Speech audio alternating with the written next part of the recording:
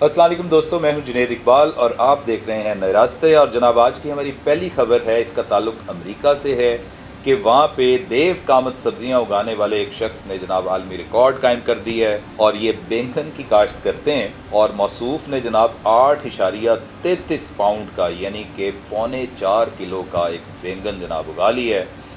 اور اب ایک بینگن ہے تو میرا خیال ہے پورا محلہ ہی کھا سکتا ہے، لیکن بینگن کھانا کن ہے؟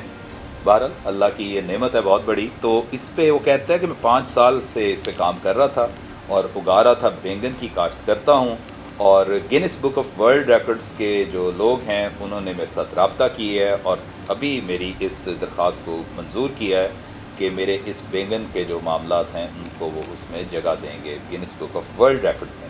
اور یاد رہے کہ اس سے پہلے 2022 میں جناب یو کے میں ایک ریکارڈ قائم ہوا تھا، یہ اب اس کو بیٹ کیا ہے۔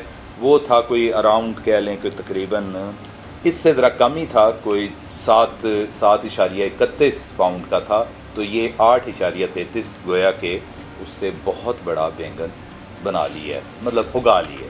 پنجاب حکومت نے چند روز قبل جرمن سیاح فلورن برگ ان کی درخواست پہ جناب عمل درآمد ہوا ہے۔ یہ بیچارہ کوئی سیاح ہے اور سائیکل پہ سینٹرل ایشیا سے ہوتا ہوا چائنا سے پاکستان پہنچا ہے، تو خیر سے یہاں پہ آ کے لٹ گیا۔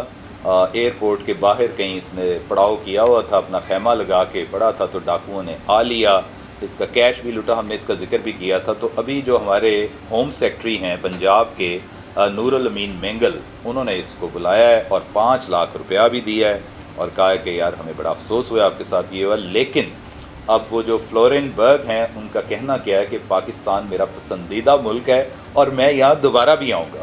او بھائی اللہ دا واسطے، ہر ویری تینوں 5 لاکھ روپیہ کوئی نہیں ملنا، کہ تیری مہربانی نہ ہی آ، کیونکہ یہ آپ دیکھو نا یہ کیا ملک ہے کہ آپ کو لٹ گئے آپ، اور آپ سمجھ رہے تھے یورپ میں پھر رہے ہیں اور آپ کو جناب انہوں نے شاید کو مارا پیٹا بھی ہے۔ یہ بڑی زیادتی ہوتی ہے یار، پیسے لے لو تو مارو تو نا، وہ بیچارے کو مارا بھی ہے اور سارا جو بھی ہے۔ بہرحال آسٹریلیا کا ایک بزنس مین ہے جناب، اس کی ہم خبر آپ کو دیتے ہیں۔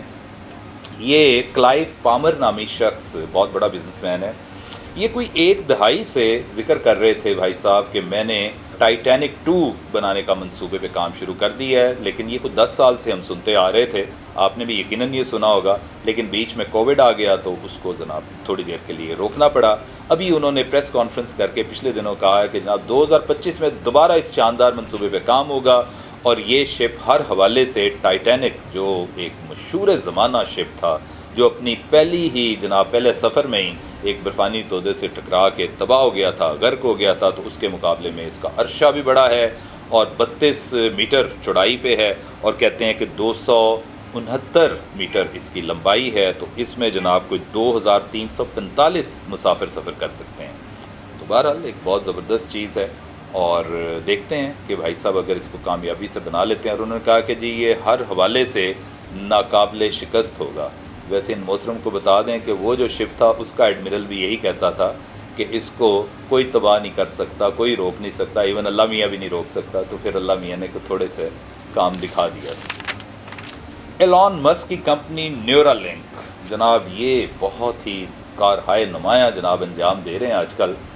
انہوں نے کچھ 1 سال پہلے غالباً یا شاید اسی سال کے اوائل میں ایک نیورو چپ لگائی تھی انسانی دماغ میں، جس کو ایسے لوگوں کے لیے جو معذور ہیں، جو ہل نہیں سکتے ہیں، یہ بھی ایک بیماری ہوتی ہے، اللہ تعالیٰ سب کو محفوظ رکھے اس سے۔ تو اس سے کیا ہے کہ وہ انسٹرکشنز آتی ہیں دماغ میں، آپ جو مریض سوچتا ہے اس کے مطابق ہی پھر ورک آگے ہوتا ہے، اور چونکہ مشینز ہیں اور وہ اس میں کامیابی ہوئی ہے۔ ابھی دوبارہ انہوں نے ایک اور دوسرے مریض میں نصب کی ہے۔ یہاں میں بتاتا چلوں کہ مشہور زمانہ ہمارے ماڈرن سائنٹسٹ مجھے ذاتی طور پر بڑے پسند تھے، ہر ایک کو ہی پسند ہے، اسٹیفن ہاکنگ۔ اگر دیکھیں کہ وہ بھی بالکل ساکت ایسے پڑا ہوتا تھا، اور کہتے ہیں کہ اس کی صرف ایک آنکھ کی پتلی صرف حرکت کرتی تھی، تو اس کو بھی ایک چپ لگائی گئی تھی اور وہ ٹھیک ٹھاک معاملات کر لیتے تھے۔ تو اس چپ کے تحت آپ انٹرنیٹ پہ براؤزنگ کر سکتے ہیں، آپ جناب حرکت دے سکتے ہیں کرسر کو، کہ لیپ ٹاپ پہ کرسر آپ کا موو کر سکتا ہے، ڈاؤن لوڈ کر سکتے ہیں، ایون سوشل میڈیا پر مختلف جگہ پر آپ پوسٹس بھی کر سکتے ہیں۔ تو ایک بہت بڑی کامیابی ہے میں سمجھتا ہوں۔ پاک سوزوکی موٹر کمپنی نے جناب افغانستان اور بنگلہ دیش کو گاڑیاں ایکسپورٹ کرنا شروع کر دی ہیں۔ لو دوستو، یعنی دونوں ممالک کے حالات کو اتنے اچھے نہیں ہیں اور یہ پاک سوزوکی بعد میں کہیں ریکوری ہی نہ کرتی پھرے. لیکن بہرحال ایک اچھا قدم ہے. شکر ہے ساڑی بھی کوئی چیز آٹو موبائلس میں خاص طور پہ ایکسپورٹ ہونے کے قابل ہے. اور جناب رانا تنویر حسین جو ہمارے وفاقی وزیر صنعت اور پیداوار ہیں، انہوں نے جا کے کراچی میں پاک سوزوکی موٹر پلانٹ پہ جناب وہاں پہ جا کے انہوں نے ایک دورہ کیا ہے. اور ہیروشی کاوا مورا یہ وہاں کے چیف ایگزیکٹو آفیسر ہیں اس پاک سوزوکی موٹرز کے، ان کی جناب کوششوں کو سراہا ہے. اور ساتھ میں اس بات پر بھی زور دیا ہے کہ آپ انٹرنیشنل جو ایگزیبیشنز ہوتی ہیں وہاں پر بھی اپنی گاڑی کی نمائندگی کریں، وہاں پر گاڑیاں شو کریں، کیونکہ آپ کی گاڑی سستی بھی ہے اور دیر پا بھی یقینی طور پر ہوگی. کہتے ہیں کہ ایشیا میں بیجنگ وہ واحد شہر تھا جو پورے آل اوور ایشیا جہاں پہ سب سے زیادہ بلینئر پائے جاتے ہیں جناب 91. لیکن یہ اعزاز اب توڑ دیا ہے ممبئی نے، انڈیا کے شہر ممبئی نے، کہ وہاں پہ جناب 91 نہیں بلکہ 92 بلینئرز کا ایک کلب بن گیا ہے.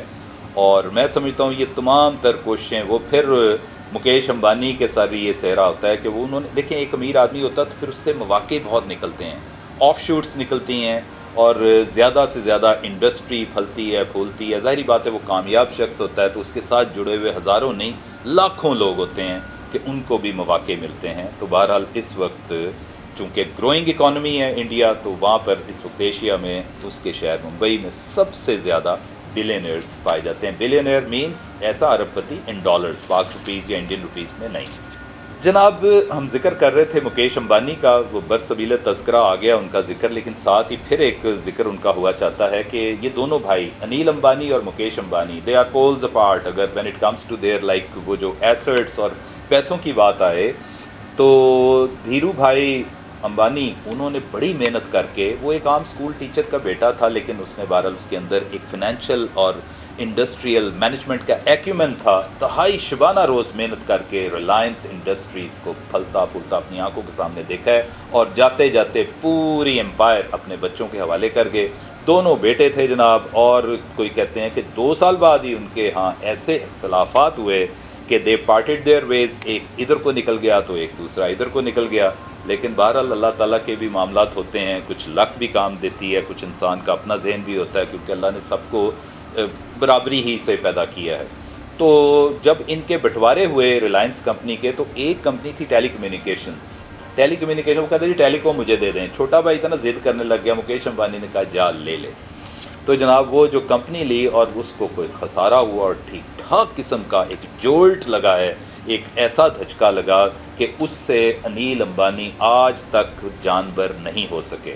جبکہ آپ کو بتاتا چلوں کہ ایک وقت ایسا بھی آیا تھا کہ یہ 46 بلین US کی ان کی نیٹ ورتھ بن چکی تھی اور دنیا کے 6 امیر ترین آدمی کی فہرست میں شامل ہو گئے تھے. لیکن بہرحال وقت کی بات ہوتی ہے. تو جناب یہ ان دونوں بھائیوں کا تذکرہ تھا. ہمیں دیجیے گا اجازت، انشاءاللہ دوسری خبروں کے ساتھ ہم آپ کی خدمت میں دوبارہ حاضر ہوں گے.